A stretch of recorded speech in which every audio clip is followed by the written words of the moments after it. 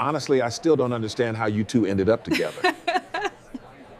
It was in that moment, watching her laugh, that I knew. When my wife told me her boss was coming over for dinner, I didn't think much of it. She said it would be good for her career, that making a good impression mattered. I agreed, even though something about her excitement felt strange. She spent hours getting ready, more than she ever did for our date nights. I tried to ignore the thought, telling myself I was just being insecure. The doorbell rang exactly on time. Her boss walked in like he owned the place, confident, loud, and polished. He shook my hand just a little too firmly, with a smile that felt like he was already judging me. From the moment he stepped inside, I felt like an extra in my own home.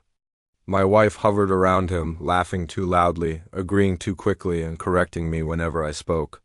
At first, I tried to be polite. I answered questions, made conversation, and poured drinks. But every time I opened my mouth, she would interrupt or minimize what I said. When her boss asked about my work, she brushed it off as nothing special. When I tried to explain my responsibilities, she laughed and said I was exaggerating. Each comment landed like a slap, and the worst part was the smile on her face while she did it. Her boss joined in, making jokes at my expense. The way he spoke to me wasn't openly aggressive, it was worse. It was patronizing, like I was a child who should be grateful just to be included. He mocked my job, my ambitions, even my opinions on trivial things, and my wife laughed along as if my humiliation was entertainment. I felt heat rise in my chest, a slow burn of anger and embarrassment, but I stayed quiet. I didn't want to cause a scene. I didn't want to embarrass her in front of this person she was so desperate to impress. But when I finally tried to defend myself, to push back just a little, she shut me down again, telling me not to be so sensitive. That was the moment something inside me cracked. I realized this wasn't just about her boss. This was about how she saw me. This was her true opinion, now given a public stage. When dinner ended, I politely asked her boss to leave. The room went completely silent. My wife stared at me like I had committed a terrible crime. Her boss just smirked, clearly amused by the drama, and walked out without a word of apology. As soon as the door closed, she exploded. She accused me of ruining everything, of embarrassing her, of not understanding how important appearances were in her world. I listened quietly. For the first time, I really listened not just to her words, but to what they revealed. She cared more about impressing someone who openly mocked me than she did about respecting the man she married. When she finally stopped talking, her voice raw with anger, I asked her one simple question: why she thought it was acceptable to treat me that way. She didn't have an answer. There was just silence, a silence that confirmed everything I was feeling. That night I left the house.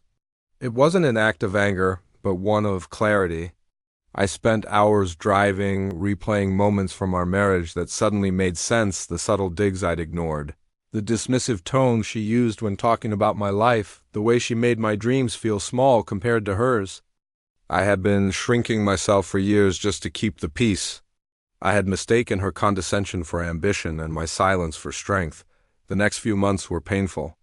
We separated quietly. There was no dramatic fight, no screaming matches. Just paperwork, empty rooms, and the heavy realization that love without respect isn't love at all. It's just an arrangement. I decided to focus on my work.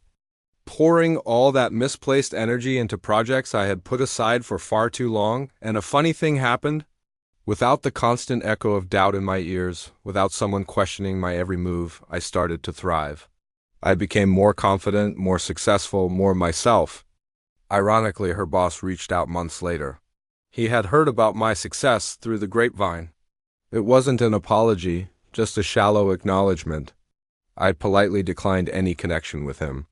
I didn't need validation from someone who once looked down on me. The only validation I needed was from myself, and for the first time in a long time, I had it. My wife tried to reconnect after seeing how well I was doing. She apologized, said she had lost herself while chasing approval, and admitted she didn't like the person she had become. And you know what? I believed her. But believing someone doesn't always mean going back. Some damage doesn't heal, it teaches. It fundamentally changes the foundation of what you thought you had. I told her I wished her well, and I walked away for good. Today, my life is quieter, but it's so much stronger.